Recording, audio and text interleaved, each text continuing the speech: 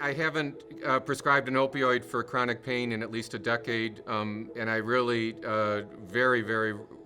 rarely think that there would be any setting in which you would use an opioid for conditions like fibromyalgia, interstitial cystitis, irritable bowel, headache, those types of things. I think there are some other conditions for where maybe opioids are still useful for refractory patients, but they really should be used after you've used all the other pharmacologic and non-pharmacologic therapies. In the chronic pain space, there are a lot of drug and non-drug treatments that can be quite effective for chronic pain that are underutilized in routine clinical practice. There are classes of drugs like tricyclic drugs, gabapentinoids, serotonin norepinephrine reuptake inhibitors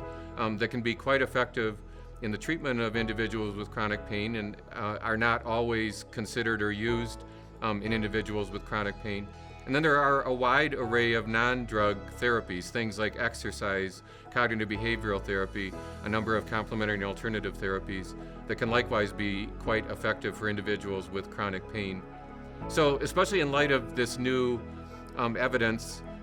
both that narcotics don't work for most types of chronic pain and that overprescribing of narcotics in the United States has led to a serious public health problem with many deaths and overdoses, we need to modify how we approach individuals with chronic pain. And opioids really, if they're ever used to treat chronic pain, should be reserved for individuals that have tried all of the other drug and non-drug treatment options, and only after people have failed all those other types of therapy should either the doctor or the patient really seriously consider an opioid for the management of chronic pain.